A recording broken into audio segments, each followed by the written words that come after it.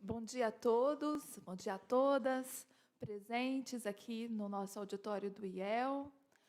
Bom dia aos que estão nos acompanhando pelo YouTube, né? Essa terceira leitura, né?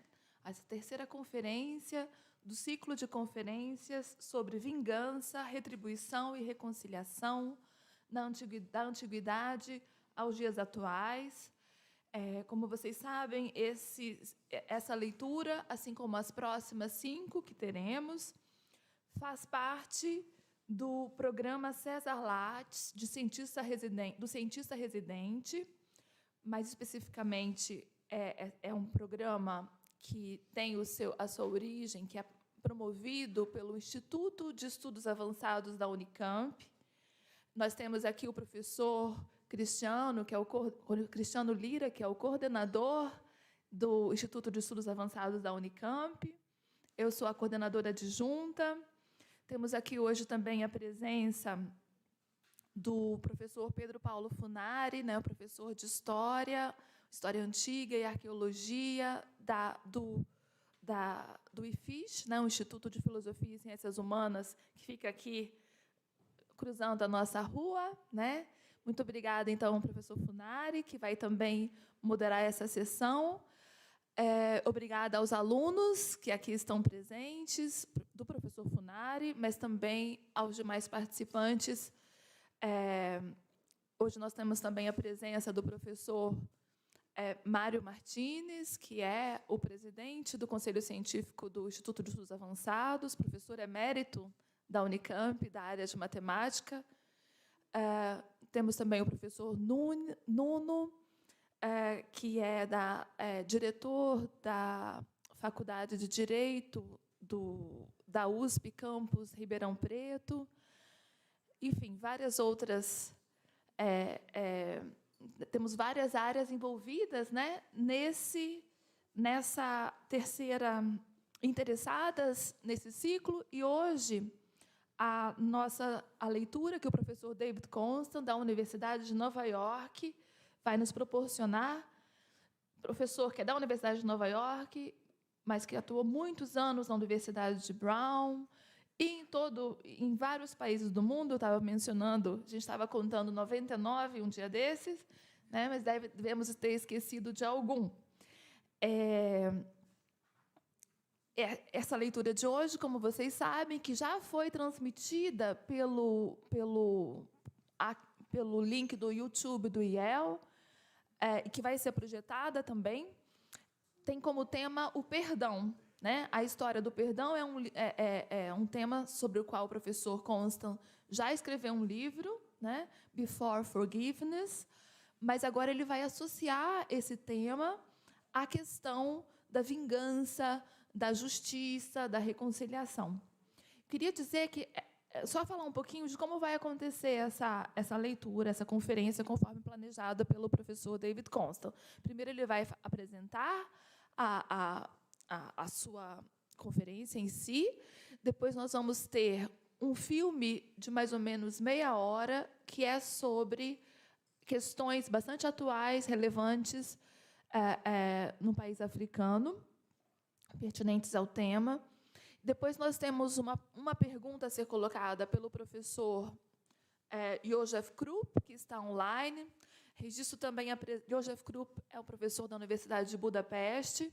Registro também a presença da professora Carol Martins da Rocha, com seus alunos da Universidade de Juiz de Fora, que também acompanham online essa série, e o professor Carlos Renato Rosário de Jesus, e seus alunos da Universidade do Estado do Amazonas, né?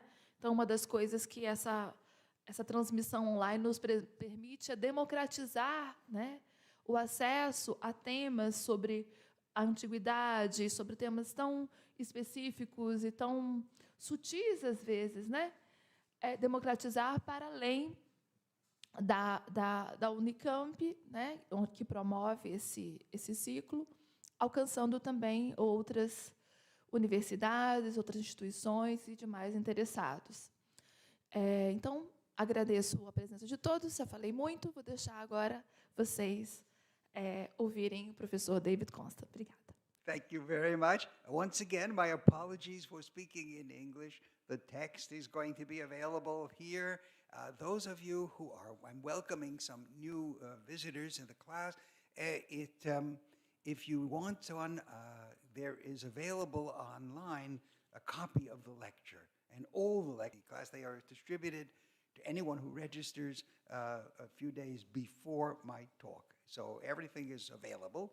As Isabella said, I will try to keep this brief because we will have a beautiful documentary about the genocide in Rwanda and the question of forgiveness called Unforgivable. And it lasts about half an hour. So I want you to be able to see it because it is a very, very stirring and inspiring little film. So I begin, and I may cut short my lecture to not go over time. We'll see. In distinguishing between revenge and retribution, I have suggested that revenge is motivated by anger. That's what revenge is. It's motivated by anger, while retribution is or can be a dispassionate wish to see justice done. With retribution, it's not necessary that you exact the penalty yourself. You can appeal to the courts, for example, where there's an institutional system of law, or anybody else can act for you. Revenge is a matter of regaining the prestige that was compromised when someone else insulted you. So you have to show that you are equal to the offender in your own eyes and that of your group. Aristotle, who understood anger to be the natural response to belittlement, remind you, this is going over some things we saw before. For Aristotle, anger is just what you feel when somebody puts you down. That's what anger is. And what you want is revenge. And what revenge is to get back to the right level. That's how Aristotle understood it. Seneca disapproved of anger. We saw this last time.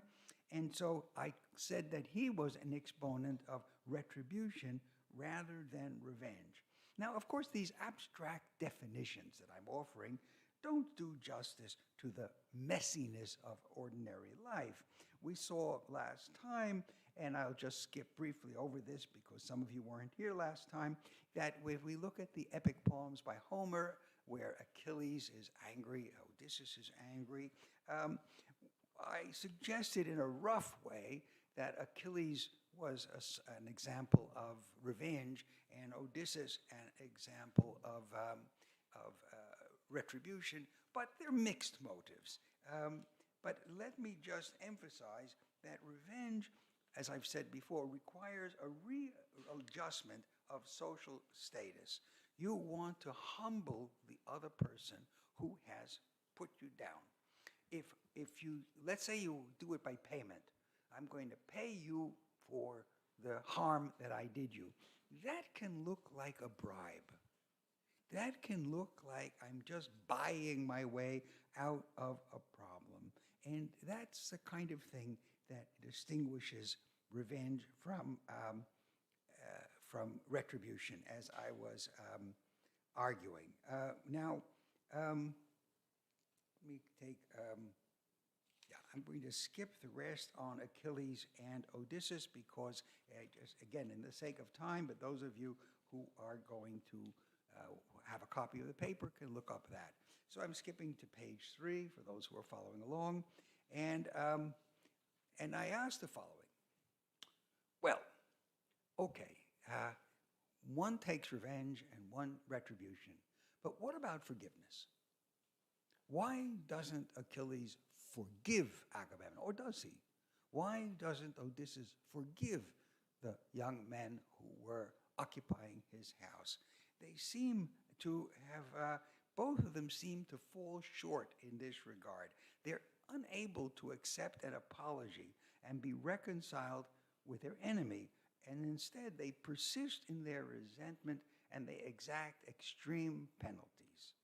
Now, as many of you may know, I have argued that forgiveness, in the most commonly understood sense of the term today, was not an acknowledged form of mediation or conflict resolution in classical Greece and Rome. Let me say what I mean by this. Today, forgiveness is everywhere. Politically situation, ask for forgiveness, apologies everywhere. We apologize to the indigenous people. We apologize to the people whom we oppress. We apologize internationally for wars that were committed. We apologize to one another obsessively. Good morning. If you don't mind my saying so, I'm sorry if I upset you. You see the point I'm making? Today, it's all like that. Well, and I'm arguing that it was not like that in antiquity, in classical antiquity. You didn't do this. What I quoted Aristotle on a term syngnome, and today if I say in modern Greek syngnome, it means excuse me, I'm sorry, it's an excuse. But what does Aristotle have to say? He says that syngnome, forgiveness, pardon, is permissible, is appropriate under two circumstances. Either I was forced to do what I did, or I didn't know the circumstances. So you can imagine mistakes, in which case I say to the other person, not, I'm sorry I did wrong, but, you misunderstood me. I actually meant something entirely different, which can happen in day-to-day life. You go and you say something to someone and they misunderstand, and you say, well, let me clear it up. In other words, syngnome is for involuntary offenses. Now, that's not forgiveness. Forgiveness is for something you did wrong. There are two kinds of forgiveness that conditions under which forgiveness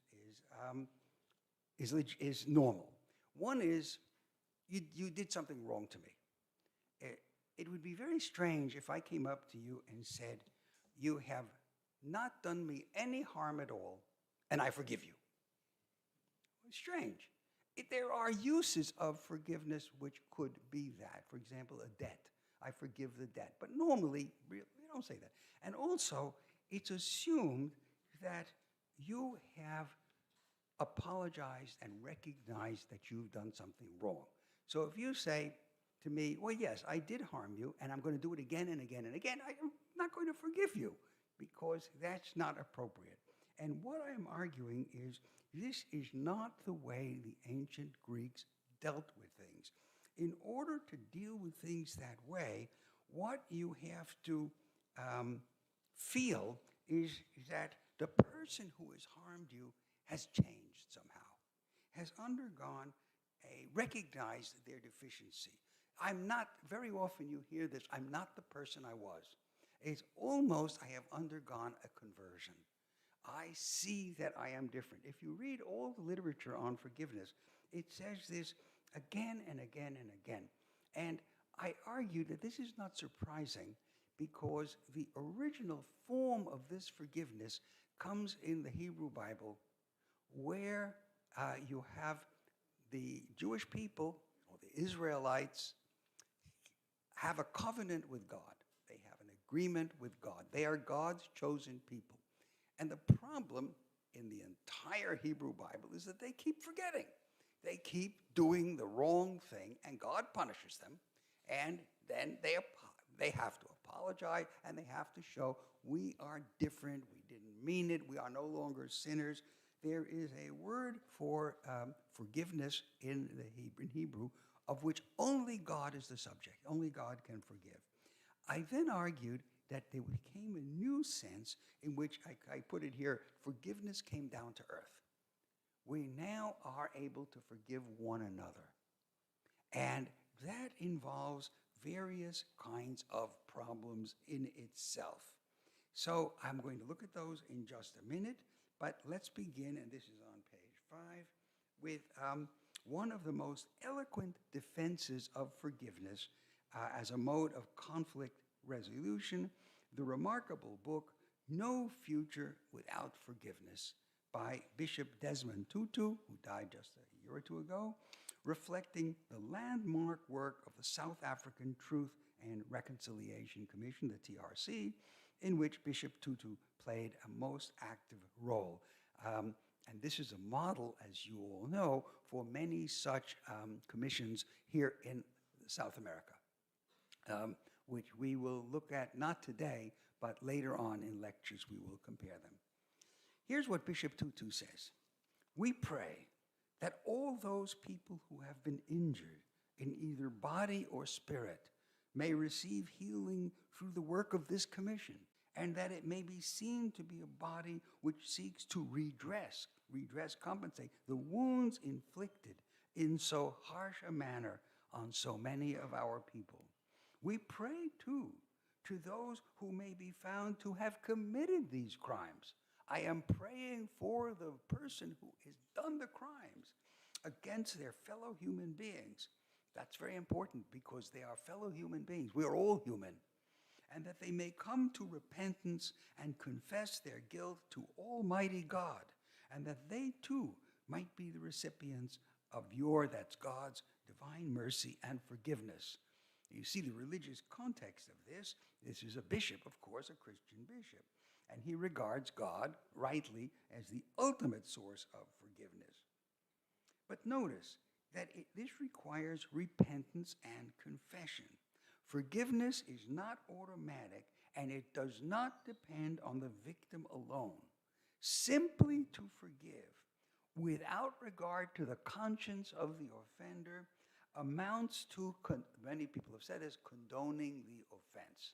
If I say it's okay, I forgive you no matter what you did, I'm saying it's all right, you can keep doing it, I'm forgiving you. No, forgiveness, to put it another way, involves two people. It's a transaction. And both parties have to do something. A way of expressing this is that forgiveness involves two agents.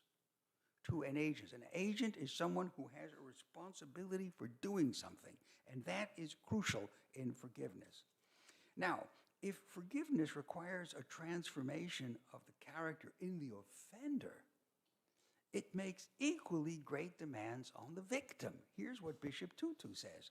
In a real sense, we might add that even the supporters of apartheid, the terrible thing in Africa, were victims of the vicious system which they implemented and which they supported so enthusiastically.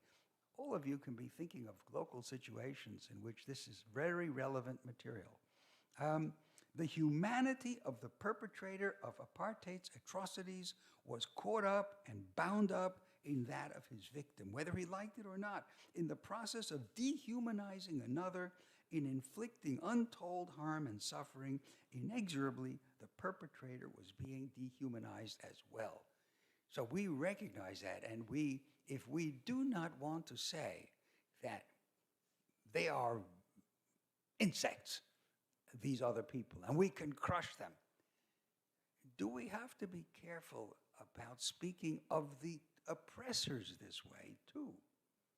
They are not human, and we can punish them to the extreme. It's a radical demand that we must perceive the humanity of the victimizer in order to forgive. For if we see our oppressors as monsters, as less than human, how can we achieve peace with them? Forgiveness is not easy, but the rewards are great. As Bishop Tutu explains, the black person entered the booth, one person, and emerged on the other side, a transfigured person. Notice the change. This is what you do not find in Greek and Latin thought. She entered weighed down by the anguish and burden of oppression, with the memory of being treated like rubbish, gnawing away at her very vitals like some corrosive acid. She reappeared as someone new. Someone new. I am free, as she walked away with her head held high. And not just the victim, the oppressor also experienced such a moment. The white person entered the voting booth burdened by the load of guilt for having enjoyed the fruits of oppression and injustice. He has to have been burdened by the guilt. Notice that. Otherwise, it won't work. He emerged as, once again, somebody new. He too cried out, "The burden has been lifted from my shoulders. I am free, transfigured, made into a new person." These are crucial conceptions here. He walked tall with head held high and shoulders set square and straight. How nice it would be if such a resolution were possible in the Homeric epics. Imagine somebody advising Achilles to perceive the humanity of his opponent Hector. And I suggest here in the end of this that there was a little symbol. I once saw it when Achilles, the hero of the Iliad, is about to kill his enemy Hector. Hector, at the last minute, he's the hero of the Trojans, he takes fright and he runs away. And Achilles chases him. And there are very beautiful images. Homer says, it's like when you're dreaming, and you're dreaming of chasing somebody and you can't quite catch up. You can't get away and you can't catch up. And I say to myself, in the dream, you're both the person who's running away and the person who's chasing. You can't get away and you can't catch up. You see how the two merge into one person. And he also says they run by some watering places, little wells, where the women used to wash their clothing before the Greeks came, because it's outside the walls, and they're inside the walls of the city. And he says, these are strange wells. One of them is hot always, and the other is cold always. And yet they are fed by the same stream. And aren't we like that? When we have an enemy, one of us is hot and one of us is cold, but we are the same stream. But if any such idea was there in Homer, it doesn't surface in the formulations of forgiveness. We can recognize our common humanities. So, now, I say here that Odysseus could have forgiven all the people at the end of the Odyssey. And then I raise the question, should he have? And now I'm going to ask 3 questions about forgiveness. First, is resentment always wrong? Should I forgive? Is it obligatory on me? And this is one of the criticisms that has been made of the entire Truth and Reconciliation Commission. How much did it enforce forgiveness? How much did it say, if I can't forgive, there's something wrong with me? Should I always forgive? Should the victim be reconciled? When does forgiveness come to seem compulsory so that a victim feels inadequate or morally deficient? Take a statement, and this is somebody, Jean Améry. Very briefly, Jean Améry was a survivor of the concentration camps. He lived in Germany, although he wasn't German by origin, and after, in the 1950s, he gave a series of lectures on German radio trying to explain to German people why he cannot forgive. It's a curious thing. Like his more famous Primo Levi, he too, after a longer period of time, committed suicide, unable to bear the consequences of it. And what he writes is this: my personal task is to justify a psychic condition that has been condemned by moralists and psychologists. The moralists say that it's a taint, it's something wrong with me, I can't forgive, and the psychologists say I'm sick. He's referring to resentment. He won't write, as he writes in the lecture that he gave, and I've told you about this, he says, I preserve my resentments. And since I neither can nor want to get rid of my resentment, I must live with them, and I am obliged to clarify them for those against whom they are directed. He goes further. He says, in 2 decades of contemplating what happened to me, that's a long time, I believe to have recognized that a forgiving and forgetting induced by social pressure is immoral. See where the problem, so forgiving sounds so good until you take a closer look. And this is what we're doing here. Now, we could be tempted to say, he's been traumatized, right? But that's exactly what he said. Don't psychologize me. That's what, don't give me these descriptions. And who wouldn't be traumatized by the death camps? Maybe we could say Achilles was traumatized. Odysseus was traumatized. This is no excuse. Would Améry have wished to kill the torturers, the people who tortured him? I don't know. Would it have given him satisfaction? Probably not. But he withheld forgiveness. And who can say he was wrong to do so? That's difficulty number 1. Now, number 2. what I call the sincerity problem. I have said that forgiveness begins with the Hebrew Bible, where God forgives the Israelites who stray from the covenant and begin to worship foreign gods. Any of you who read the Bible these days, you find that the Jews, they're backsliding, they call it. Every time God punishes them, they go back to God, and the next day they start worshiping idols again on the mountains. I sometimes wonder what was wrong with these people. They couldn't learn a lesson. One after another after another. You read Chronicles and Kings. They're good fun when you look at them from this point of view. Now, God is prepared to forgive them if they change in their hearts. He doesn't have to. No one has to forgive, least of all God. Doesn't have to do anything. But God knows whether your regret is sincere. But how do I know when you apologize to me that you are sincere? This is what William Miller, an old friend of mine, writes in a book called Faking It, Pretending. He says, people can and do feel remorse for wrongs that they have intentionally done. Minds can change. Still, how does the wronged person know that the wrongdoer is not feigning his remorse, pretending, faking his change of mind, or that his sorriness is not of a less noble kind than true remorse? That it's simply, I'm sorry I got caught. I apologize. I'm so sorry I got caught. And he says, apology is a ritual, pure and simple, of humiliation. The humiliation is the true compensation. What he says here, and this is very, very much like what Aristotle has to say. For Aristotle, revenge is motivated by anger, and the anger, I'm angry because you have insulted me, and what I want is to change our status. And how do I do that? You have humiliated me, I'm going to humiliate you. And then we're even.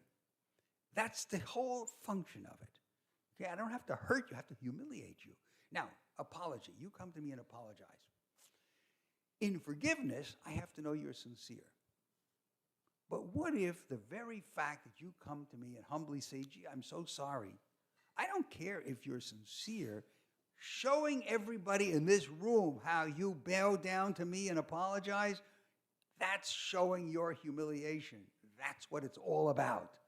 That's what William Miller, is saying, and there's a lot of truth. But if that's the case, that's what Aristotle says. That's exactly what he wants.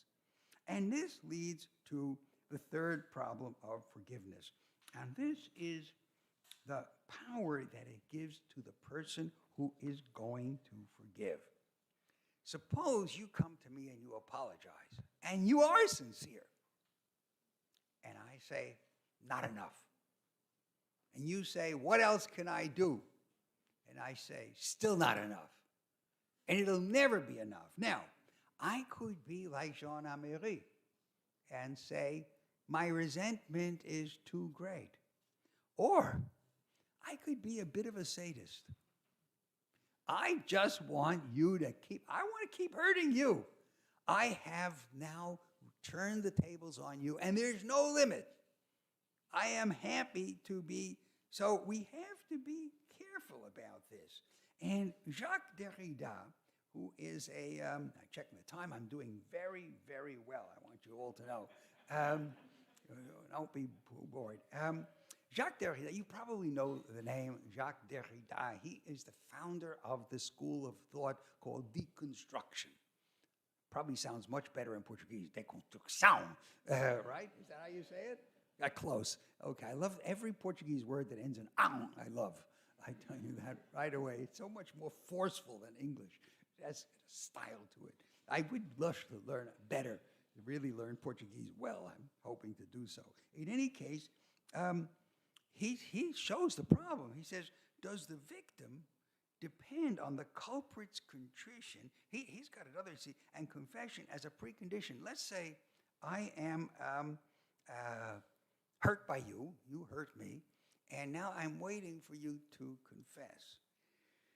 Well, that's a problem right there, because in order to forgive you, I need to have you confess, and you can hold back on confessing. And if you do, what's happening? Once again, you have me in your power. You see the problem? I'm waiting. Okay, you hurt me. And you come up to me, and I want you to confess so I can forgive you. Well, my forgiveness, which I want to give you, depends on you. So that's one problem. But there are other problems too. So let's return to the Truth and Reconciliation Commission for a moment.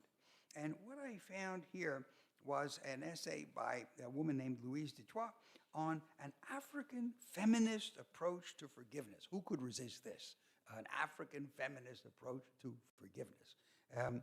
The only thing missing is she wasn't a rabbi. Anyway, and the name is Pumla Gobodo Madikizela Considered. And what this woman, Gobodo Madikizela, who was a commissioner in the Truth and Reconciliation, she is very important. What she says, Dutoit says about her, some commentators might conclude that this type of context from the outset, that is to say, Truth and Reconciliation Commission, puts undue pressure on victims to forgive their victimizers, and that the kind of deliberate staging of reconciliation and possibly forgiveness thwarts, that means gets in the way of authentic personal interactions. So what she's saying is, here's the Truth and Reconciliation Commission, and as you know, remember what the description of Tutu, the victim comes in and goes out a new person. The victimizer comes in where? Comes into a situation where everybody is watching on television, everybody is there behaving in front of it. This is a performance. This is a ritual. It is later in this semester, in the lectures, we'll talk a little bit about the caravans of amnesty, the caravanas de amnistia, that were characteristic of here in Brazil not so long ago. But what I want to make the point is that these are, you could say, something like a kind of show. And once again, I'm going to suggest that that's exactly what it's about. If it is a ritual of recovering your dignity and your status, you want an audience, because it's not just you and the next person. It is your public station. It is how you are viewed. Dignity is not an internal thing. Dignity is a social fact. Social facts are changed by social acts. I like that. I haven't said that before. Sounds good. And so I want to, we will come many times in the course of the next few lectures, come back to this, both in the cases of politics and in the cases of individual traumas, such as people who have survived sexual abuse and such kinds. So let's go back to Derrida for a moment. Some of you may recall from the Bible that Jesus said, not just love your fellow man. Jesus says explicitly, loving your friends is easy. The hard part is loving your enemy. That's the difficult part. And Derrida says, forgiveness isn't and should not be normal. It should remain exceptional. In the face of the impossible, it should interrupt ordinary temporality. He says we should begin from the fact that there is something called the unforgivable, and that's the name of the movie we'll see shortly. And in fact, he goes on to say, and Derrida loved paradoxes, the only true forgiveness is to forgive the unforgivable. If it's forgivable, it's nothing. Forgive what you can't forgive. That's where the importance of forgiveness. And we will see this in just a moment in a case where this is actually able to happen. Now, Gobodo Madikizela is now quoted in saying, forgiveness in politics is an appropriate response if victims have to live together with perpetrators in the same country.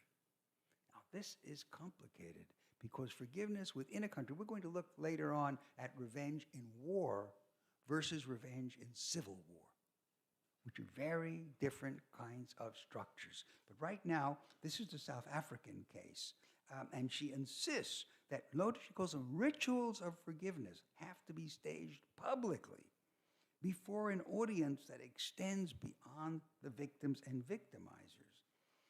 He says, in promoting reconciliation, one is not going back to the past, the pre-conflict stage, some imagined harmony before the fall. On the contrary, reconciliation creates something new. You must not remember the old stuff. As she explains, the idea of facilitating the birth of something radically new is in contrast to the vocabulary of reconciliation, reparation, restitution. You see, doing it again. No, these all imply a return to a former state, and that's what's going on. Something new needs to be created. Now, this raises problems of its own sort. Annalisa Acorn has a book, very interesting, called Compulsory Compassion, a critique of restorative justice. Restorative justice is a very big movement in many countries, including Brazil, to change the way we punish in order to improve the other person, bring people together face to face. The victimizer confesses and recognizes the humanity of the victim, and everything comes out nice. And what Annalisa Acorn writes is, the sensibility of restorative justice is drawn from a whitewashing culture informed by New Age thinking. I love and affirm everything in the universe. Self-help. I hear what you're saying. You ever hear that expression these days? Do they use it in Portuguese? In English, they use it all the time. I hear you. Of course, I hear you, but the implication is I hear you and I understand your point of view. What about I hear you and I don't like what you're saying at all? That could be. Pop psychology, revealing is healing, and a soft religion that instead of seeing punishment as an integral part of processes of repentance and forgiveness, sees repentance and forgiveness as a substitute for punishment. Forgiveness, punishment, are these the exclusive options? Are these all we're stuck with? And are they mutually exclusive? Is one or the other? Now, perhaps the answer lies not so much in abstract considerations as in our individual capacities to forgive. What if we pull away from these generalizations for a moment and look at concrete cases? Here's what Dutoit says about Gaboro Madrid-Gazela. Whether anyone in particular has, in fact, permanently lost the capacity to forgive due to a traumatic event is something that can only be described empirically, not in the abstract, not in principle. In other words, it's not, is there forgiveness? It's, can I forgive? Her witnessing of instances of forgiveness after the Rwandan genocide and South African apartheid atrocities convinced her that the Arendt, that's a name for Hannah Arendt, orthodoxy of the unforgivable needs to be reconsidered. In short, she finds it imperative to focus on and start her theorizing from actual experiences and instances of political forgiveness, more than on conceptual stuff. I'm going to try to bring conceptual ideas in line with this personal and individual experience by emphasizing the emotional quality of forgiveness throughout. But this is what she takes to be, this is a summary. She places high value, this is on page 15 now, on the physical performance of remorse. Notice that in contrition as a move that is necessary to break through the stalemate. Once again, physical and performance. It's very important to notice that. She sees the moment of performance of remorse as enabling the victim to start to recognize, and now she's quoting from her, the face of the perpetrator as holding enough humanity to feel remorse, share the victim's pain and loss. This is an optimistic account, but perhaps it is more realistic than we could imagine if we limit ourselves to theoretical considerations. this is another comment from Dutoit, it is as if the perpetrator's enactment of vulnerability dislodges the previously unmovable behavior. Well, do you know, I'm beginning, as I read this, then Annalisa Acorns, well, just a moment now. This is all sounding very good, but is it an action of humiliation now that we're wanting? Is it an action of social recognition? Do I want the person before me? I don't care so much what you think when you're forgiving, when you're apologizing. What I care is what the world makes of it and where I stand in the eyes of the world. This is the point I'm going to be making all the way through. And so let me turn now very briefly, before we go to a particular concrete instance, to the issue of amnesty. Amnesty, because amnesty is very important here in Brazil too, amnesty goes back to ancient times. If a word is a Greek word and it's related to amnesia, the word we forget. We're going to put it away, we're going to forget. And remember that this could be a problem because it's like pardoning, it's like forgiving, it's like saying, well, it's okay if we forget the crimes that have been happening. I'm looking a quick look at the time. I have a little section here on discussing the amnesty in ancient Greece, of which, let me just tell you very, very briefly what it's all about.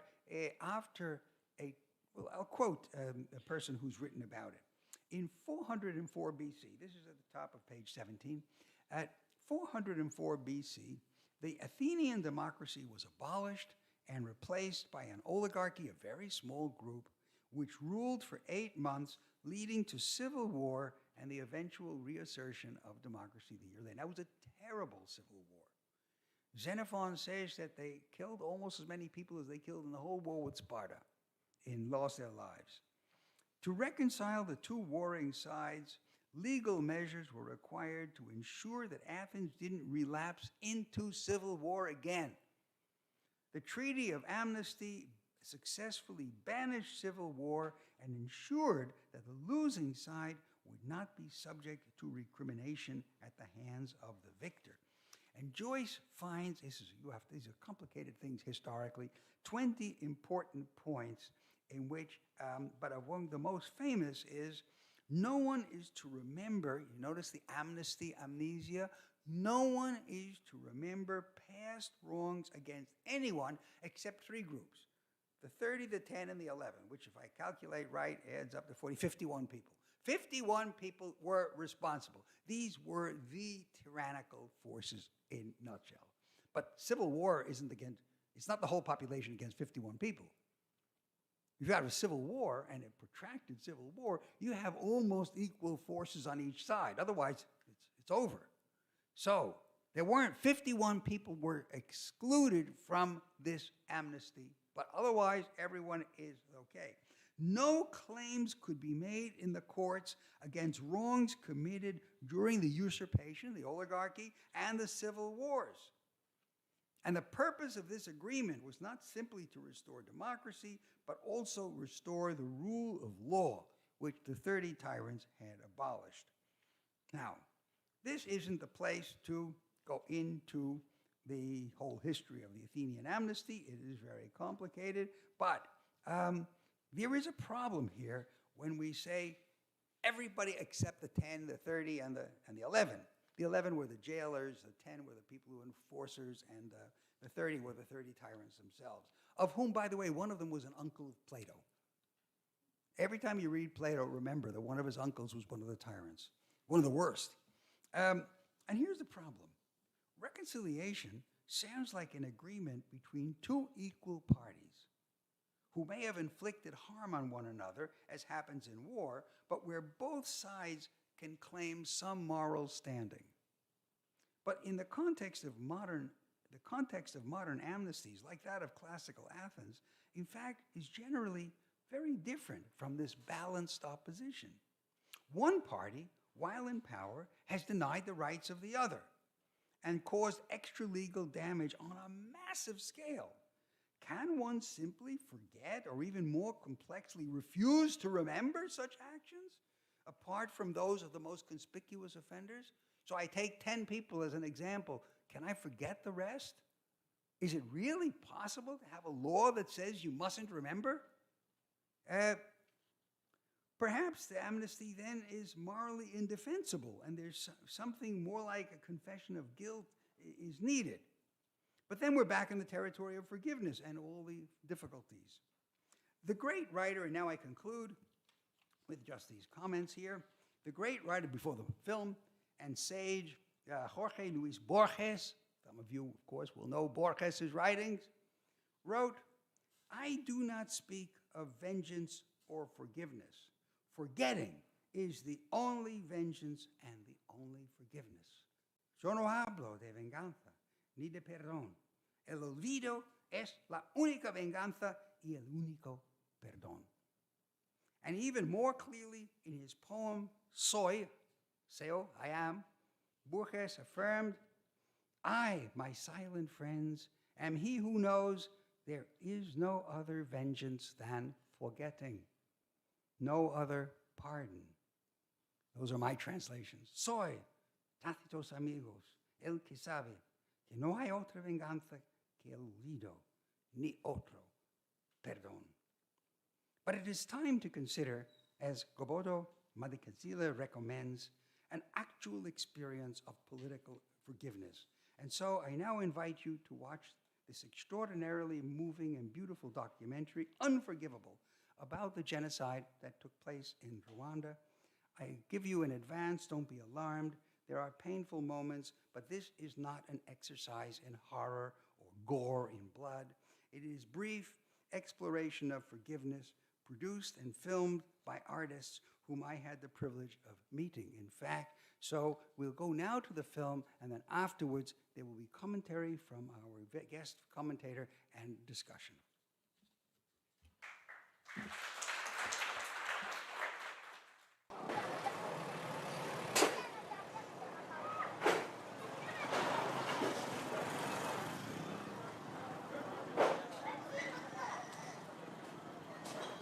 ikintu umubyeyi wese yakibaza kuko iyo ubuze umwana wa mbere uba wumva yuko nta n'ubundi uzongera kubona umeze nkawe nyine uba uhombye cyane ku buryo udashobora no kuba wamwibagirwa.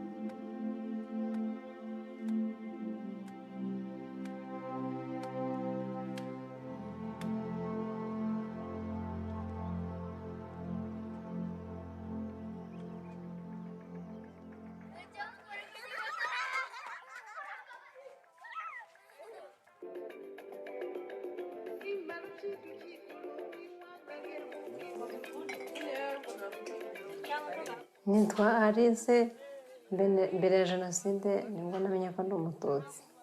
Nkiri umwana mutoya ntabwo nari nzi iby'amoko y'abahutu n'abatutsi. Abana bose twarakinaga, nta kibazo na kimwe nari mfite, nta na kimwe nari narashingiyeho.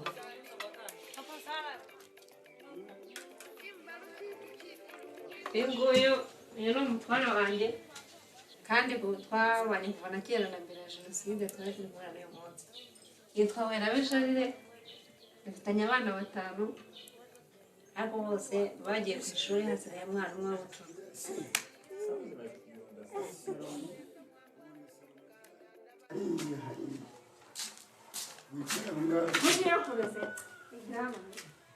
kwishuri mumeze mute uri kukabona bigenda kubanza bitagenda biragenda umunsi uza mwiza twize mate twize social twize n'ikinyarwanda na science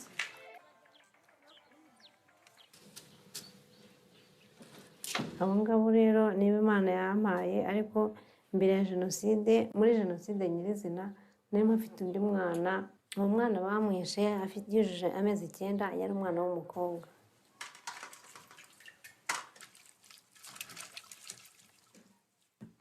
baramwishe bantema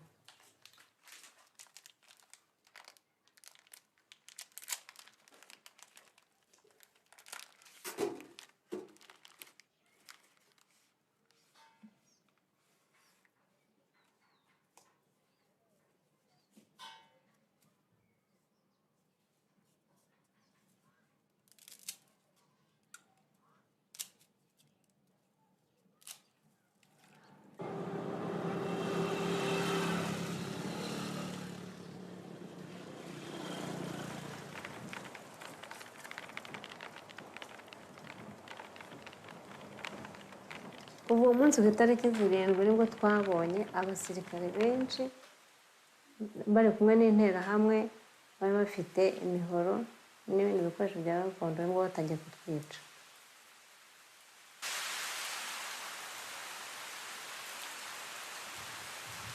itariki 29 nibwo twumvishije urusaku rw'interahamwe n'abasirikare baza badusanga aho twari twihishe mu mazi bamaze kongeraho bahise bankubita impiri mu mutwe bakubita icumu mu rutugu barantema bankubita n'umuhoro mu maso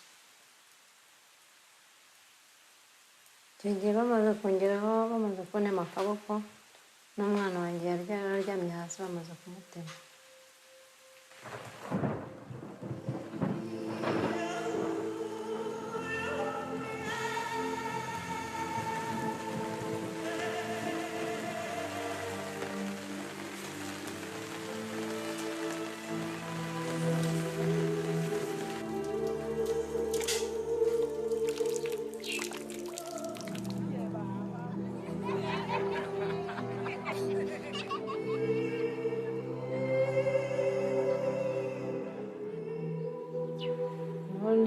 abantu mbere bakina no gahunda no kuyageza agenda nabivuga abihorera nkabisimbuka nkabivuga muri rusange wenda sinabisobanura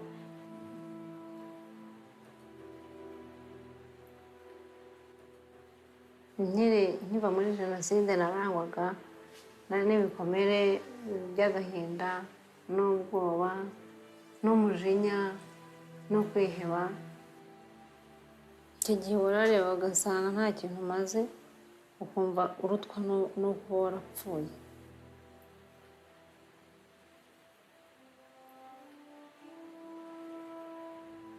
muri icyo gihe numvaga nanze abantu bose bakoze jenoside kubera ko bari baratumazeho imiryango nta cyiza na kimwe nabifurizaga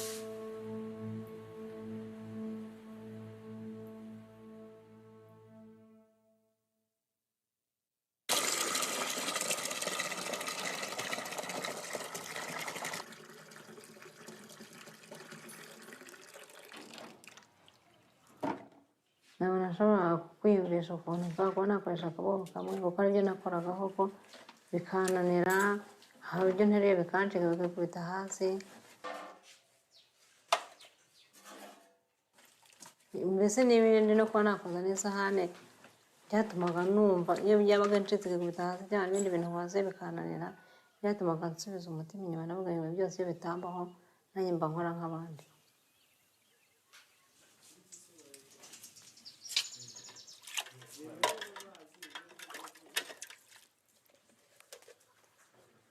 muri ibyo byose umutware wanjye yambaga hafi akamfasha, arimo koza ibyombo akabafata akabyoza, kuba asanzwe uzi ko nsanzwe mbyikorera, akabona birananira, akamba hafi akansomera ijambo ry'Imana akaganiriza.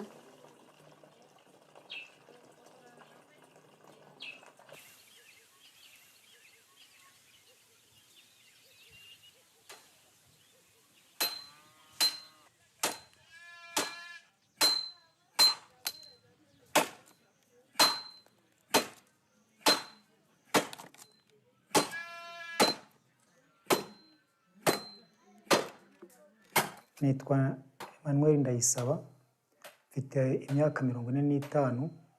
Mbere ya Jenoside nari umuhutu. Nkiri umwana muto ntabwo nari nzi iby'abahutu n'abatutsi. Mu ishuri niho batubwiraga ngo abahutu bajya hariya, abatutsi hariya.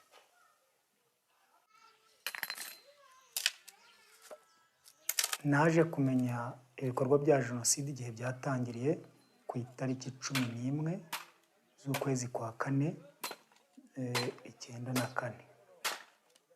Abasirikare baje ku itariki 11 z'uko kwezi kwa 4 mu gitondo bazindutse, baduhamagara rero batubwira ngo tugende baduhe imari.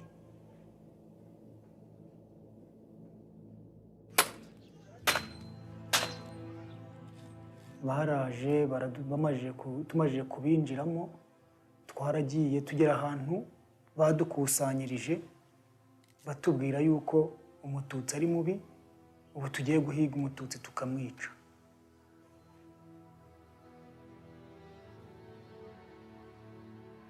Ubwo ngubwo ntabwo nahise mbyakira. Harimo n'abagenzi banjye batabyakiriye, bamwe barabarasabagwa aho ngaho. Nanjye ubwanjye wari wabyanze, barandashe isasu rinyura hano. Dore ngiri ho ryinjiriye rihinguka aha ngaha. Can you show me the other side? Bamajije kundasa mbona bagenzi banjye bapfuye, nahise mvuga ngo reka njye kwica, kuko nahise mfata icyemezo aho ngaho cyo kugira ngo nanjye ntapfa. Naragiye rero nica abantu 14 mu rugo rwa mbere twagezeho.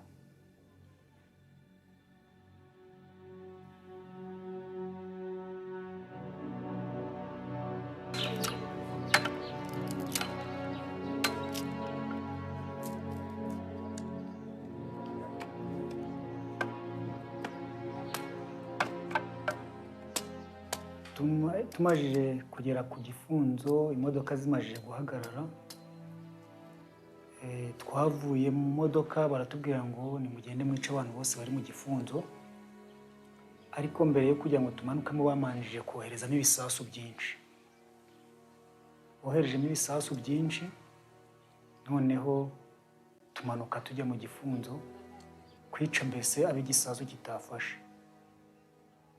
Ubwo rero twagezemo hapfuye abantu benshi cyane, bagenzi banjye twari kumwe babatemagura, ariko ngenda nsanga aho Lisa yihishe,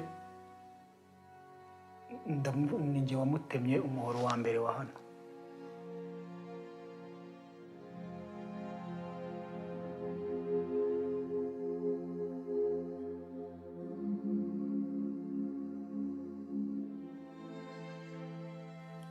Bagenzi banjye twari kumwe bamukubita ubuhiri mu mutwe, undi amukubita icumu aha ngaha gutya rihinguka gutya, naho ngiye mutema akaboko.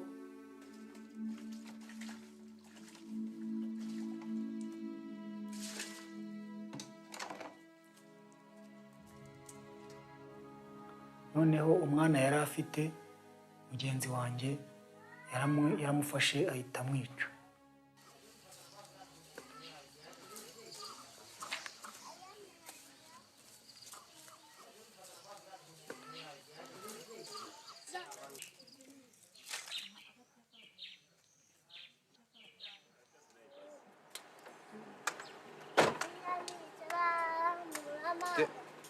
Do you know their name, Alice?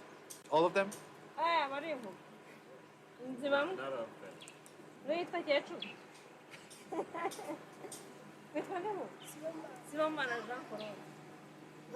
Hajya wowe witwa Iranzi Erika wowe Tanzukimana Soni ni wowe niyo mugabo Kristi hajya wowe witwa ubwo twari tuvuyeyo noneho ngiye kuzana ibiryo nsanga agakanzu k'umwana kari aho ngaho ndagatoragura ndavuga ngo Uwiteka Mana ubu nzongera kubona umwana nuko kandi nayo ifite ikibazo uyu nawe yarambwiraga ngo ese ngo urabona tuzongera kubyara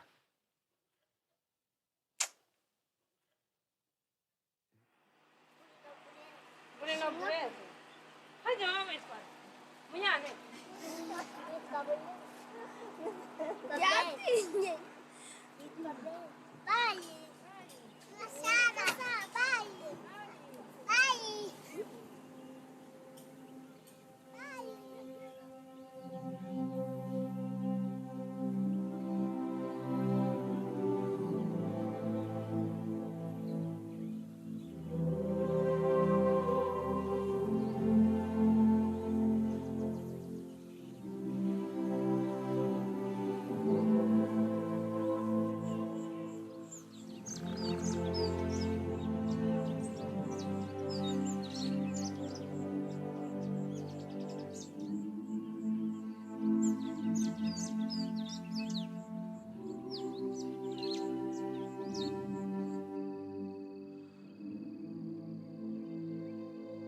nkimara kubona yuko nakoreye Arisa biriya mutema kaka ahangaha nkamukata akaboko yanteye kujya nihisha muri ibi bihuru byose mubona nkongera nkambuka ahangaha nkambuka n'inyuma yabo ibi ngibi rero nabikoze mu myaka 2 ndimo nihishahisha ikintu natinyaga cyane cyangwa se cyari cyarampabuye ni ibyo nakoze ntabwo narebaga ku buyobozi ngo wenda burampana oya ahubwo ibyo narebagaho cyane ni ibyo nakoze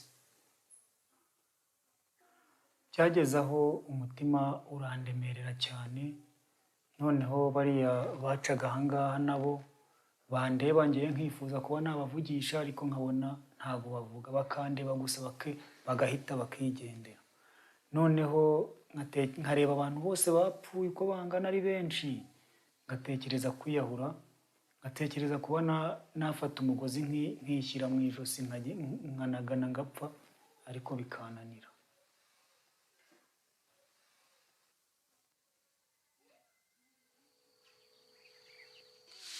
maze kwishyikiriza ubuyobozi maze kubabwira ibyo nakoze byose baramfunze mara imyaka 8 muri gereza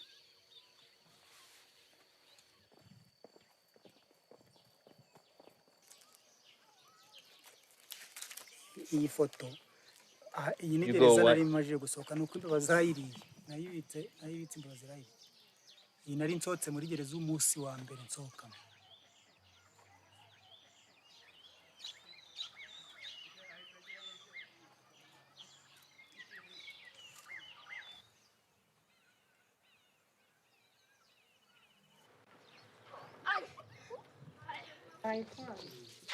Ni English. Nguyu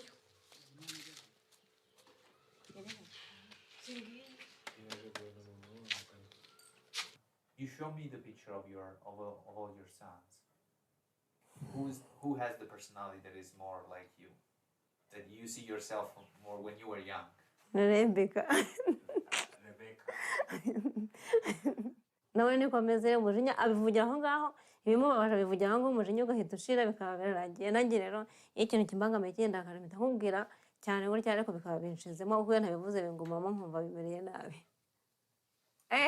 ari ngiye umuntu arakara mu mutima bikagukoraho noneho kugira ngo bishire ngiye kugira ngo bishire mpita mbivuga nkabikubwira aho ngaho bikagubabaza nanjye nkababara ariko bikaba birashize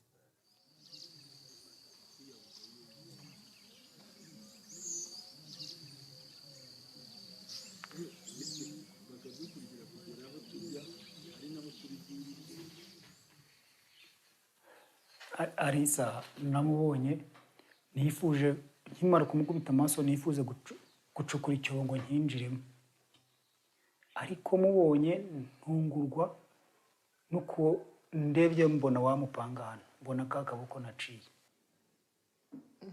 Nyuma yaho ubwo nakomeje kujya nkorana na Manuel, duhurira mu bikorwa bitandukanye. Ndibaza se uriya nzamuturukayo ngo musabe imbabazi?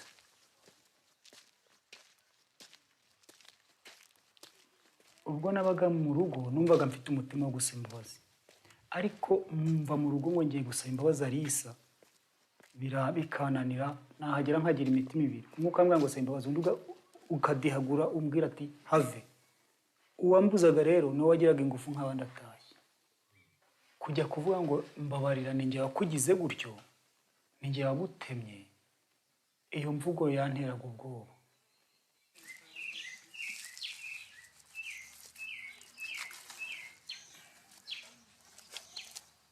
Ndibuka umunsi nsaba Alice imbabazi, twari ku gikorwa turimo twubakira uwo muntu wacitse ku icumu.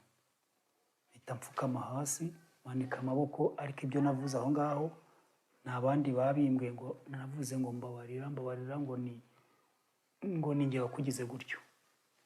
Twese byahise byivanga nyine, ubwoba buranyica, nanjye mpita nikubita hasi. Nawe sinzi ukuntu byamugendekeye, nanjye sinzi uko byagenze, gusa nagiye kwibona mbona bangejeje kwa muganga.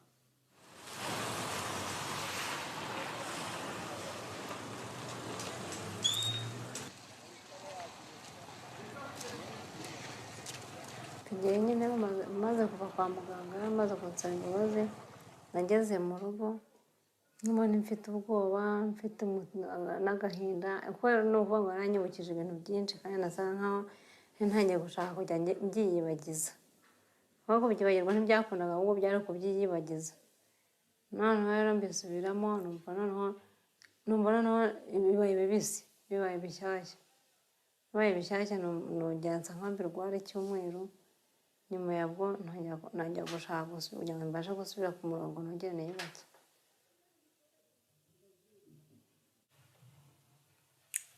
Nuko numvise nararangije kuvuga ibyo nakoze, kandi nkaba numva mu mutima wanjye hakeye.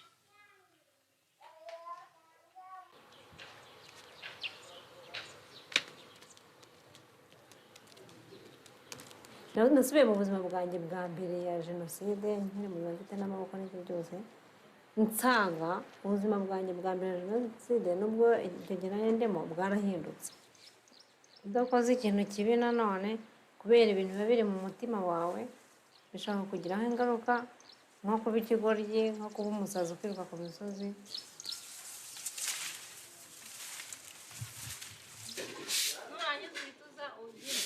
Kubabarira ni inzira ndende, umuntu afata igihe kirekire akabyigaho, akongera akabisubiramo, bigutwara igihe kirekire, biranagoye. Mu ruhare nagize rwo kubabarira, ni Imana yabimfashijemo kuko njye ntabwo nabyishoboza. Ibyo byose rero abifashwa no gusenga, kuko uramutse yiyambaje abantu ngo baramufasha gutera intambwe yo kubabarira, hari igihe bamujugunya mu rwobo, aho agasubira inyuma, agahura n'ibibazo.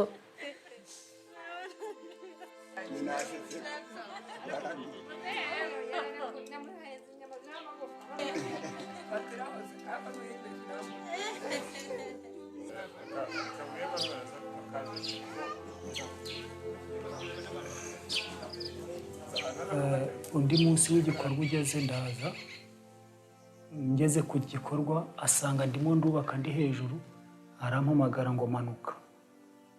Arambwira ati nguhaye imbabazi, n'Imana yo mu ijuru iguha imbabazi. Ubwo twarahoberanye, turishima, turaseka.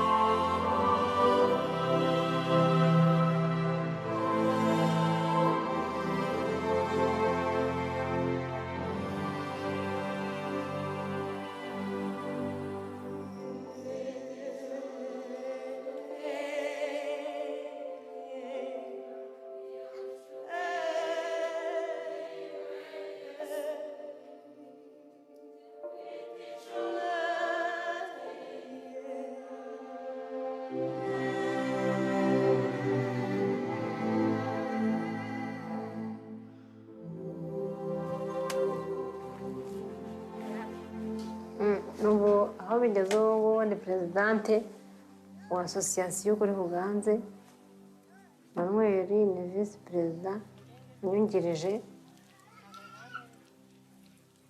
twubakira abantu batishoboye bacitse ku icumu, twubakira abantu bafunguwe batagira aho kuba,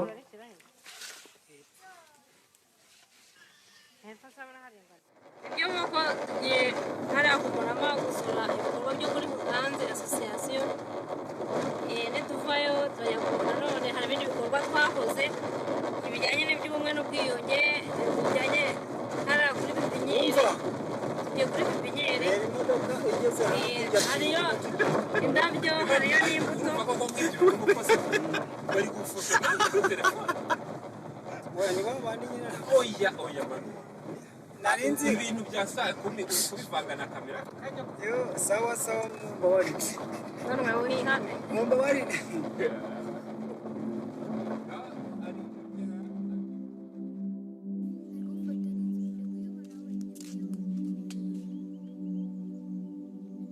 Aya niyo mazu twubatse nka asosiyasiyo yacu kuri Kuganze, mbanamo na Alice. Nibyo koko twubaka amazu ndetse tugakora na pepiniyeri, murimo murayireba. Urumva nk'iyo bakoze umuntu akabona umubyizi we agahembwa, agatwara amafaranga yo guhahira urugo rwe. Ikintu gituma iri shyirahamwe ndikunda ni uko tugeramo mbere yo gutangira igikorwa tugasenga, twarangiza gukora tukicara tukaganira ku bumwe n'ubwiyunge. Urugero rwa Manuel rwamfashije gusaba imbabazi. Aza mu rugo ati nanjye kugusaba imbabazi, murumuna wawe ninjye wamwishe, nawe twabonaga nzi ko wapfuye, none mbabarira. Noneho mbanza kugera nzi ko atari buzime, nkajya mugendera kure ndetse nkanamuhunga. Kubera kwigishwa na Alice cyane, ndebera ngo afite akaboko kamwe afite abiri, cyatumye mubabarira.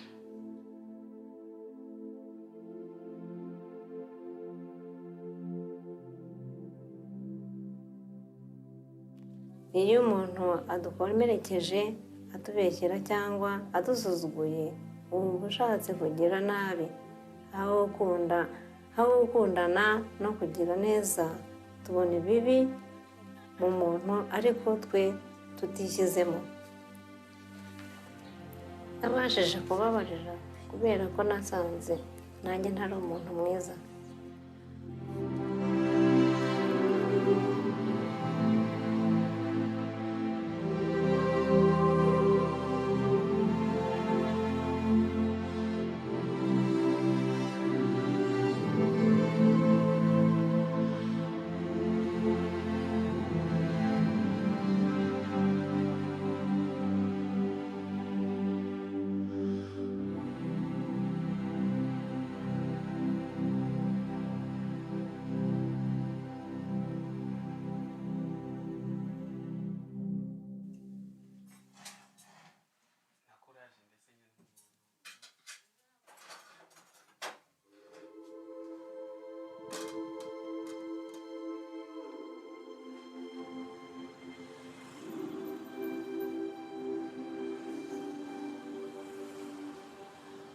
The story of Alice and Emmanuel is unbelievable. It delves deep into you, searches and finds all your belief and then slams them in your face. It puts you in front of all those people you have not forgiven and all of those who have not forgiven you because you have done something wrong. Alice!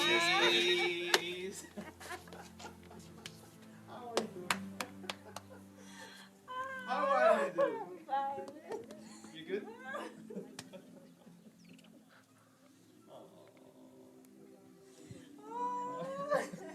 How are you?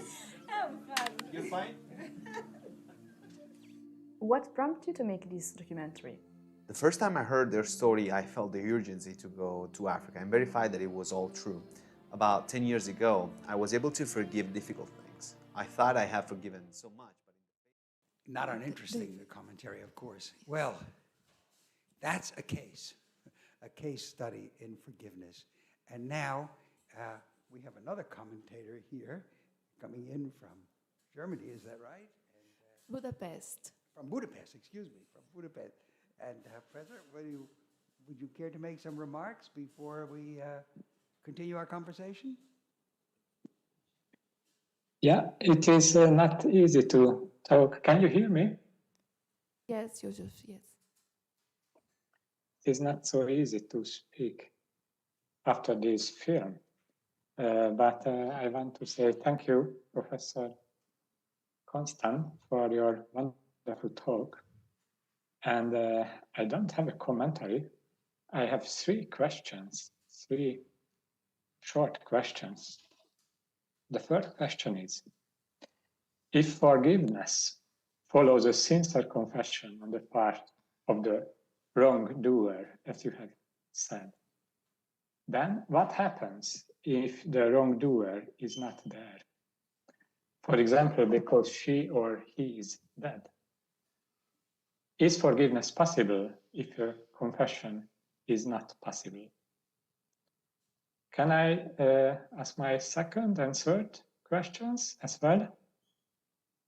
Or do you want to answer first? Maybe I'll take the first question and then come to the second and the third. I think I understood that. What do you do? For example, can you forgive when the person who has harmed you has died? Yeah. That's a context.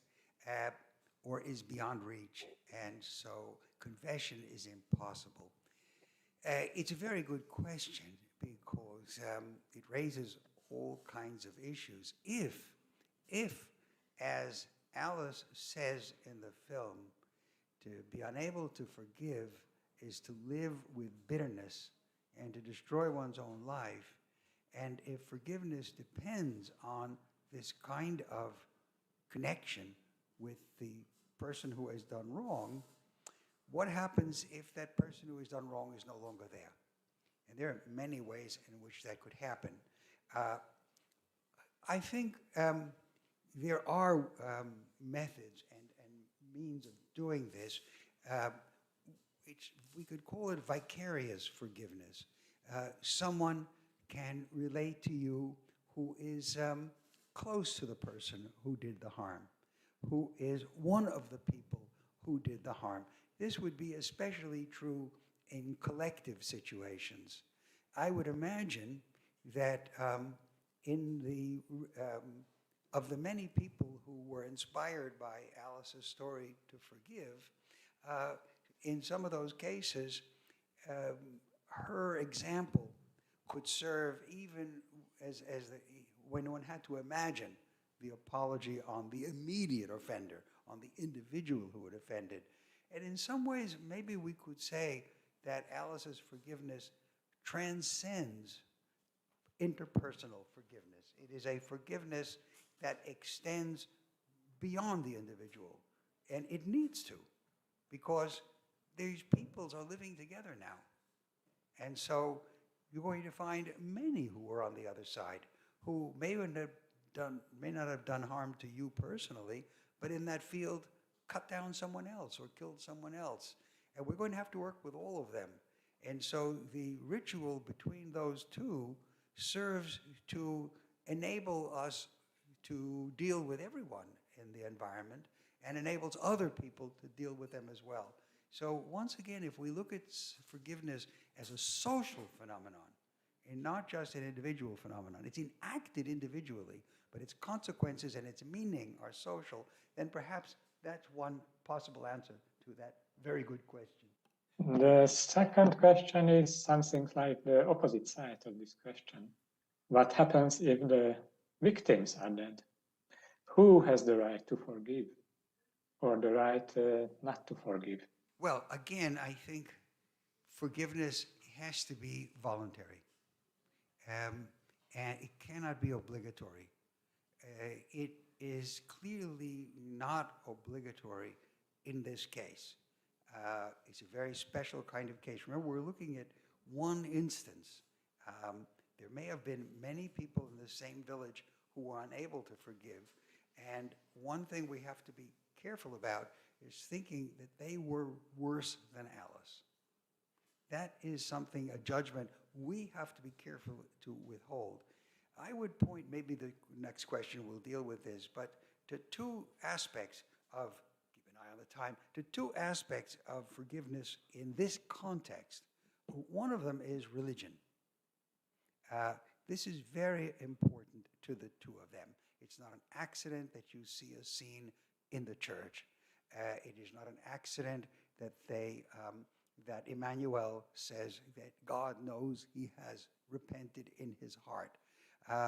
Religion, when it is a religion that promotes a certain kind of forgiveness or is interpreted as doing so, then it may be a factor. The second factor to which I would call attention is that the two parties, Emmanuel and Alice, end up working together. They are engaged in a common project. They are not just two people who are randomly associated. They have created a kind of beneficial organization. They build homes. They run gardens. They are executives. Alice is the president, and the vice president is Emmanuel. Can these things be done without work? And the reason I mention that is that work is an activity. Work isn't just a state of mind. It's not just something that goes on in your soul.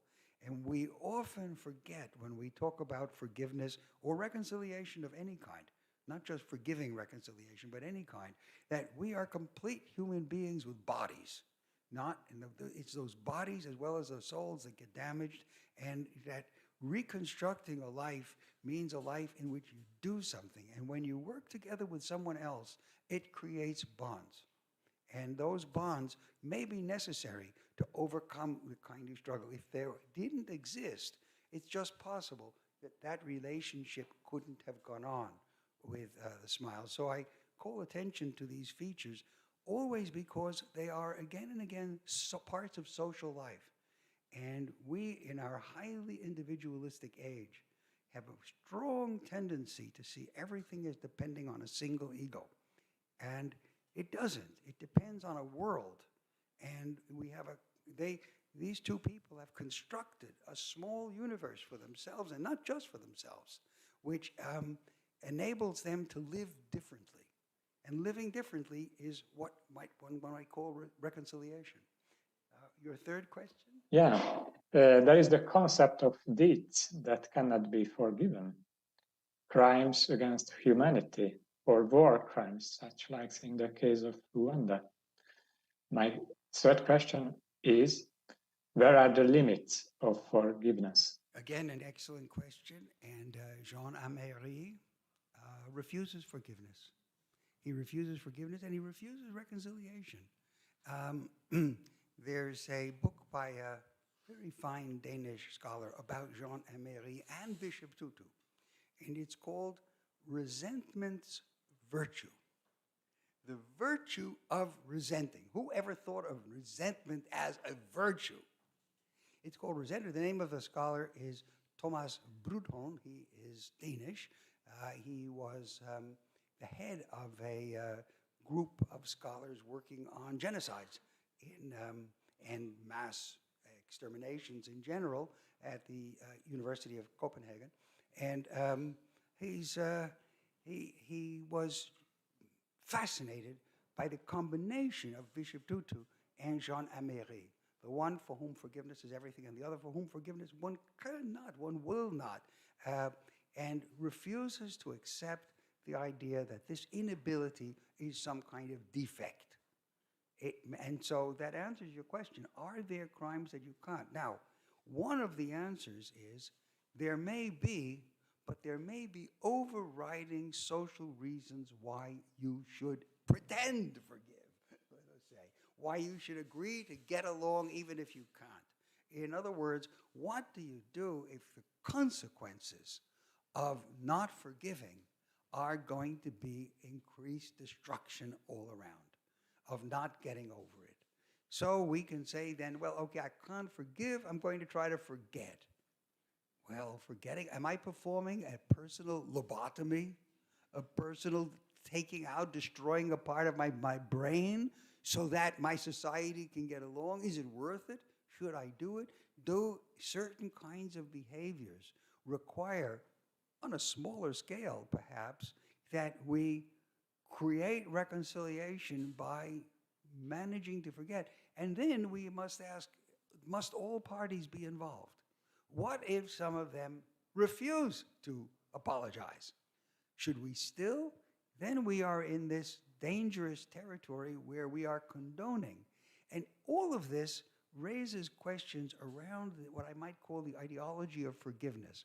What if we don't necessarily regard forgiveness as the only form of reconciliation? If we don't think of forgiveness as a moral act, but we think of what we require for our own restoration of dignity is a social acknowledgement, social recognition. This is something that we will look at later in these lectures. I have invited the author of a book, just came out last month, who is has worked with victims of abuse, sexual abuse primarily, and trauma, and how what she asks the question, what do they want? And she asks them. She doesn't make it up for them. We'll look at this in lecture 7, and I'm hoping that she'll be able to join us by video in that context. But so those are questions that we might have to ask about recognition, about other dimensions. And when we do that, then perhaps guilt becomes marginalized. One of the questions, again, we will come back to this, but in later lectures, but I will relate the issue of guilt to forgiveness.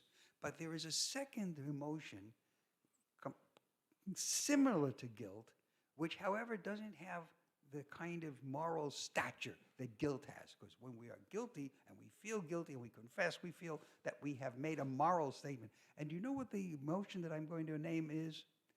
Shame.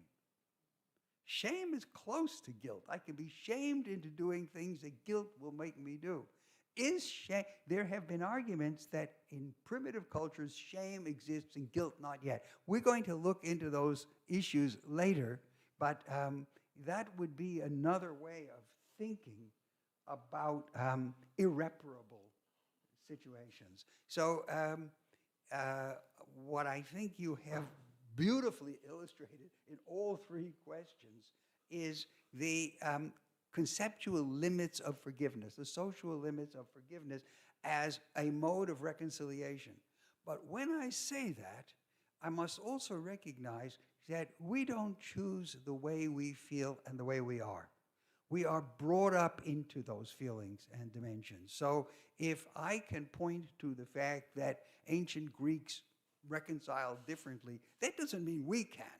Or if it does mean something, it means we can think about our limits. And for me, this is what history teaches us, to be able to think about what it might be like to think differently, because other human beings have done so, are doing so, and hopefully we too will learn to do so. So I hope that's something of a partial response to those fine questions. And now I think we can we have some time for questions from you. Yes. There's one hand raised right away. I think Yes, David. Yes, Flavio, excellent. But I just want to thank Professor Josef Krupp, who took his time talking from Budapest. Professor Krupp is also a professor in Heidelberg. That's why David thought he was in Germany. And he's also part of our Centro de Teoria da Filologia, who is situated at IDEA. Professor Flávio de Vasconcelos is going to... Sorry, Professor Flávio, I'm missing Paulo Sérgio de Vasconcelos. That's why he couldn't be here. Yes, Professor Flávio Ribeiro de Oliveira, Professor of Greek. I would like also to, afterwards, asking Professor Funari to come here in order to moderate the questions. Okay. Hello, David. The first question, just made me think about one particular case. Well, it's the role of death, the death of the offender in the act of forgiving. I thought about Puccini's opera, the Tosca. Do you remember?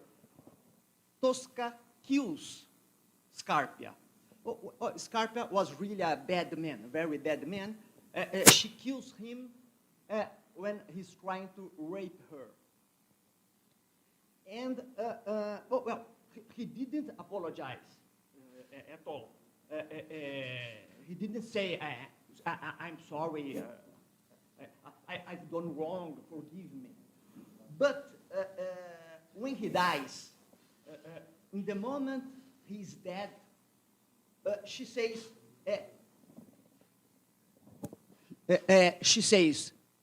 è morto, or gli posso perdonare. But he didn't. He's dead, now I can forgive him. Scarpia is dead, and she forgives her. She forgives him. But in this case, she killed him. She herself killed Scarpia. I'm not a showman. It's very difficult.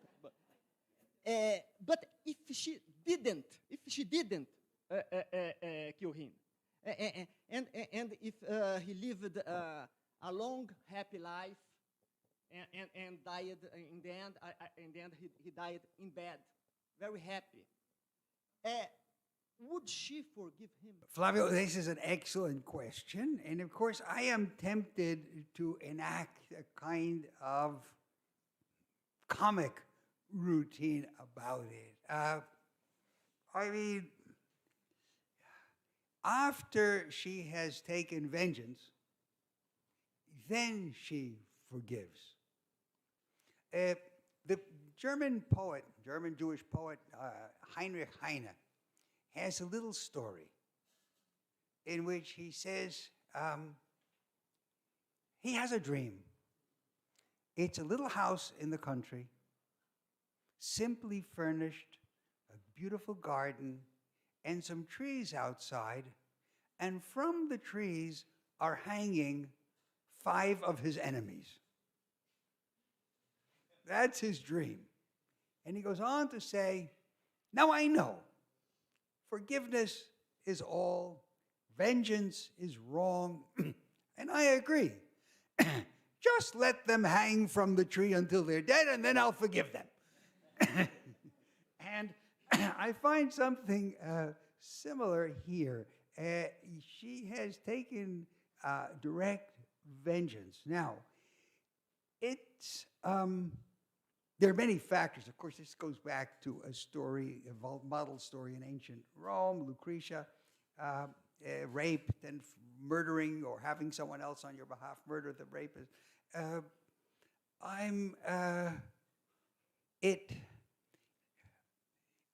If forgiveness requires 2 agents, the victimizer and the victim, if that is a condition for forgiving, then she has not really forgiven. All she has done is pronounce the words, and they might even have an element of irony in them. She's just pronounced the words. But forgiveness in that case, unless she were to imagine his repentance, but presumably that's not what happens. So she is satisfied with the revenge that she has taken, with the repayment, and she calls that forgiveness. But we could say that the compensation has just been getting even. And then adding the word forgiveness is to give it a certain Christian dimension, but really isn't part of the action. Bom, meu nome é Pedro Paulo Funari, sou professor aqui, como disse a Isabela, para quem não estava de início. Eu vou ajudar aqui a coordenar. Nós temos uma pergunta no Zoom da Carol e temos depois mais 3 perguntas também online. Depois dessas, nós passamos aqui brevemente para o auditório. Então, Carol, por favor. Hello, I'm Daniel, a student of Professor Carol Rocha, Professor Rocha here at the University of Juiz de Fora, Federal University of Juiz de Fora. As for the documentary, Professor, when Emmanuel says, I didn't know the difference as a kid of the Hutus and the Tutsis. It was only after school I started noticing the division between the Hutu and the Tutsi. That statement really caught my eye, really appealed to me in order to foster and to try and grasp the understanding of colonialism and the ideas of violence, vengeance, and forgiveness. From your perspective, how do you think that statement that I just quoted from Emmanuel is important for one to understand the connections between colonialism in Rwanda and the institutionalized ideas of violence, vengeance, and forgiveness? Thank you. Could you read that statement, the statement itself, one more time? Sure.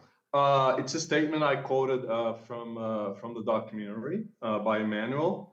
I didn't know as a kid, I didn't know the difference between the Hutus and the Tutsis, right? So that implies that the community was somehow connected, right? The implications were that we live together, right?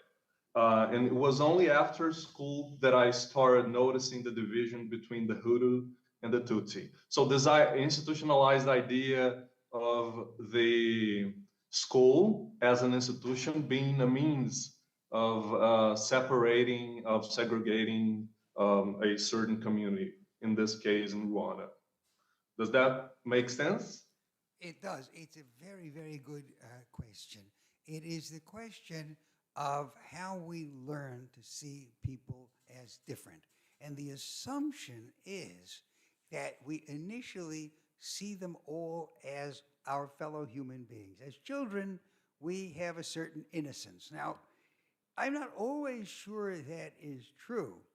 St. Augustine, for example, thought that children were vicious little beings, and we had to grow up. But that the difference is, will I be permitted to tell you a sweet little joke? Another one, I guess. There was a little boy and a little girl, and they're 4 or 5 years old. And they decide they're in a swimming pool or near a swimming pool, and they'll take off their bathing suits and see what they look like naked. And so the boy looks at the little girl, and the girl looks at the little boy, and finally the little girl says, so that's the difference between Christians and Jews. Now, you see, those of you who have caught on to the joke in English, I give you a moment to explain it in Portuguese to your neighbor. Ele contou uma piada aqui que eu vou traduzir rapidamente, se quiserem. Acho que vocês entenderam, né? Okay, I know it would be better that way. I wish I could have done it myself. Now, so the implication is that these profound differences, even today where differences in gender are so important, these children see the physical signs, but they don't interpret them in the same way. They interpret them as reflecting any difference they may have heard of, which would, in practical terms, probably be meaningless to a 4-year-old child. The implication then is that just what Emmanuel said, that when we are young, we consider the others just ordinary people. This has been the experience of many cases where genocide occurs. The genocidal wars in the former Yugoslavia is a very good example where people seem to have lived perfectly peacefully before, and they are whipped up into different kinds of sentiments. Later on, we're going to look at some studies of what kinds of cultures, which countries have cultures in which they encourage vengeful actions, so that when you grow up, you're more likely to think in those terms. Which ones will be more likely, therefore, to engage in civil war? We'll look at that later. It's a very controversial study. I think it has many problems, but at least we'll raise those questions. Are we brought up to think of certain kinds of differences? Now, having said that, cases where political forgiveness is necessary don't necessarily break down on ethnic divisions. Where you have, for example, in the case of the Argentinian dictatorship, which was quite brutal, and where the word to disappear someone first arose, it had an ethnic component, but it was not principally ethnic. And not every kind of dictatorship is ethnic. But nevertheless, the question of how we come to perceive some of our fellow human beings as being fundamentally different is extremely important. Caricature has a role in this. So, for example, we are accustomed to thinking of skin color as being extremely important. But why? I mean, why is skin color more important? We speak of blacks and whites, and yes, we do speak of blondes and brunettes. We speak of women or men who have blonde hair and people like me who have no hair.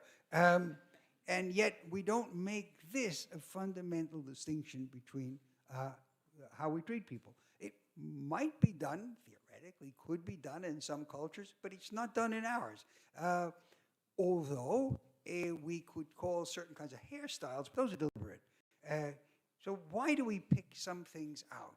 And when we then look at, for example, Jewish people who were the objects of the genocide in Germany, don't look very different necessarily from ordinary Germans.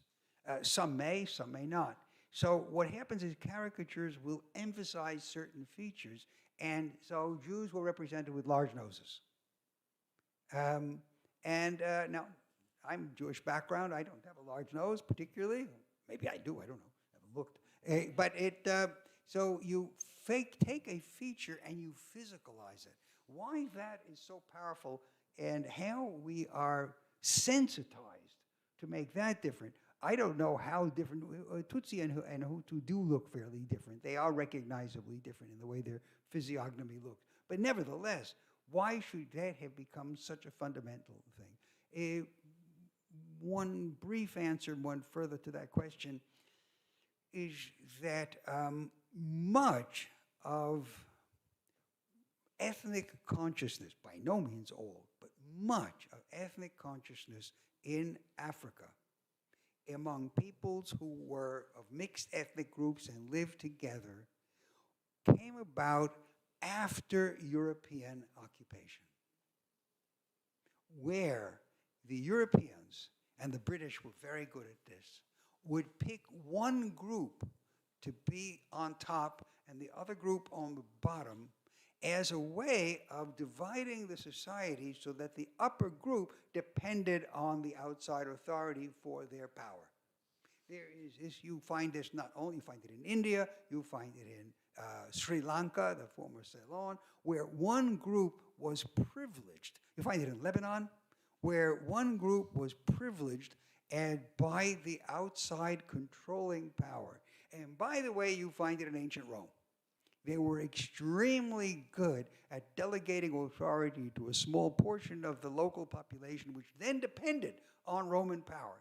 And this would then create internal hostilities within the society, the pro-Romans and the anti-Romans, and so a revolution within that society would begin by the extermination of the upper class that was identifying the created upper class that was too closely identified with the Romans. So once I speak of it, it's not only a question of growing older and getting the indoctrination, but we also have to ask, what are the social circumstances under which ethnic differences assume such importance? And there is very good evidence, particularly in connection with Africa, where groups that had no particular sense of ethnic identity acquired it only after European occupation. We have 3 more questions online, by YouTube. Há mais umas perguntas aqui que eu vou ler. These days, why do people still want the culprit to pay according to the eye for an eye rule? Why do people, according to an eye for an eye, the doctrine? Still today. Still today. Oh, well, I think it's a powerful motive. It's the lex talionis, you weirdo. It has been said that the biblical doctrine of an eye for an eye, also recognized in the Babylonian Code of Hammurabi, was actually a form of limiting revenge. In other words, it's not a question of, if you take out my eye, I want to take out yours. It's a question, if you take out my eye, I'm only going to take out yours. I won't take out both. And cut your arm off in addition. And do worse things. So that it was a notion of strict reciprocity. It introduced a notion of strict reciprocity. And so if it survives today, it is partly because notions of fairness are deeply embedded in human and even certain animal cultures, where we are aware that it is compensatory. My overall answer over the course of these 8 lectures, and let me say that I'm writing these lectures as I'm here, so I didn't really know what I was going to say the next time until I got it out. My overall feeling is that I want to associate this eye for an eye, this compensatory sense of what is fair, with retribution.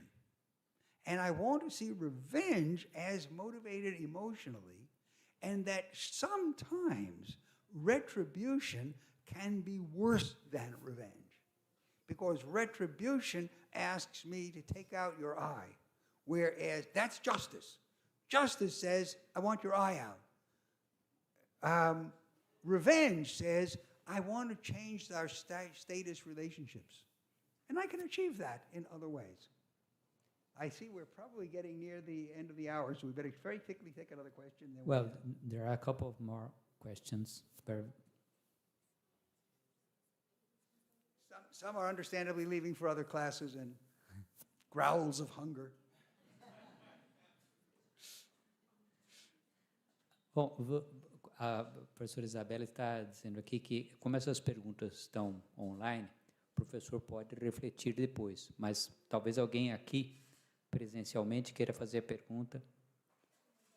Good afternoon, Professor. I feel, from what I understood from your lecture and the film, sorry if I'm going in the wrong direction, that forgiveness is like a burden for the victim. There's like a need for reflection and action, be it an apology, reconciliation, or revenge itself. Is there a way of releasing this burden?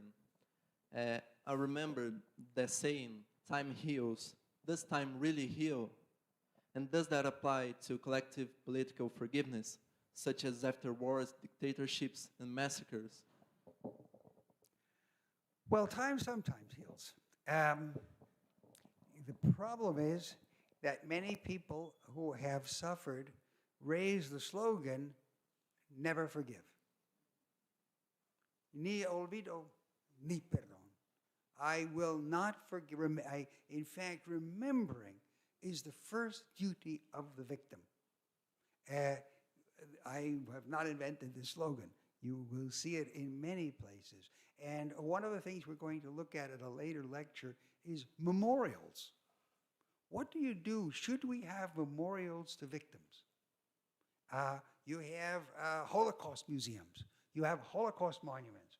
Are these things continual reminders that are preventing social harmony, that are inflicting on others? We will look at some cases of this later on, but it's a very good question about whether time should heal, not only whether it does. And it does, I think, is true. I've lived many, many years, and I can think of 2 people who insulted me when I was 5 years old, and I might already have forgiven them, but I'm not sure. If I were speaking about my wife, I would say she hasn't. This is Alguma questão mais? Good morning, Professor. My question englobes a bit of the first two lectures and this one.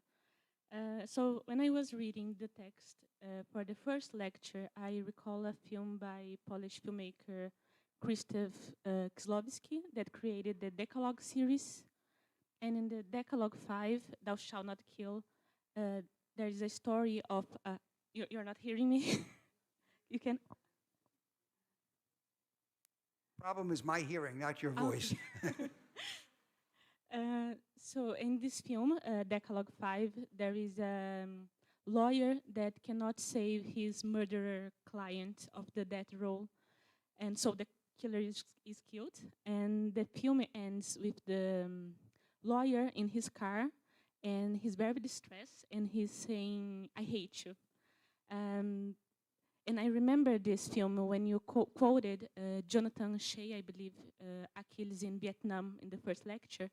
And you said that Achilles had two traumas, lost respect for a superior order, and maybe a feeling of guilt for a loss of a friend. And I think there is this kind of trauma in this film, but the killer, he wasn't a gentle friend like Patroclus was. But even so, there was this feeling of anger that the lawyer had because he was screaming, I hate you. And in the last lecture, you said that anger is a feeling of wanting revenge, of desire for revenge. But today I was thinking, how can we analyze this lawyer's reaction through the lens of vengeance? Because it is, he's angry maybe with himself, with the institution of law, but is vengeance the same thing when is an institution and not a person, it's not personal? You've raised a very complex question, so I will just try to sort out one bit of it. Aristotle did distinguish between anger and hatred. And he argued that in anger, you want to get your honor back. And in hatred, there are just kinds of people you don't like because you consider them bad people. It is an interesting development that we have in the modern world come to think of certain kinds of whole peoples as bad. And this is what happens in this film. The Tutsi have come to think of the Hutu as evil and people they need to exterminate. In ancient Greece, and we won't go into this in this course because it's different, but I have looked into questions of genocide in antiquity. Curiously enough, when I was young, I was about 16 years old, so I was younger than you, I worked for the man who invented the word genocide. Raphael Lemkin. If you look up the word genocide in the dictionary, you'll find it was invented by someone. And it means extermination of a deliberate extermination of a population because of what they are. So, I'm afraid of an attack from these people, and I bomb their city. Is that genocide? According to Raphael Lemkin and to the United Nations Genocide Convention, no. Because I am acting out of a motive that is different from just the desire to destroy that people. I am acting in self-defense. I may even be acting aggressively. I want to get them out of that land because I want to own that land. But I don't necessarily think that those people as such, for being who they are, should be exterminated. I have suggested that in ancient Greece and Rome, when they did talk about exterminating a whole people, they talked about it in terms of anger, in terms of having been treated unjustly, rather than saying those are inferior people, they're like vermin, they're like mice, they're like worms, and we just have to exterminate them, they are polluting us. They don't speak that way, whereas in modern cases, they do. So that's, again, it's an indirect answer to the kind of question you're asking about hatred and revenge.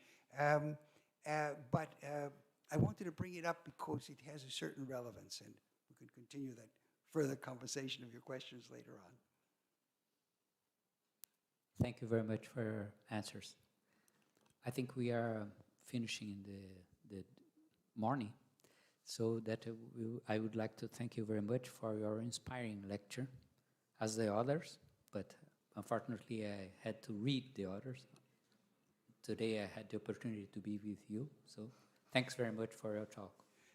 Thank you all for being here, and I hope to see you next week when we continue our conversation about revenge and reconciliation and retribution. Thank you all.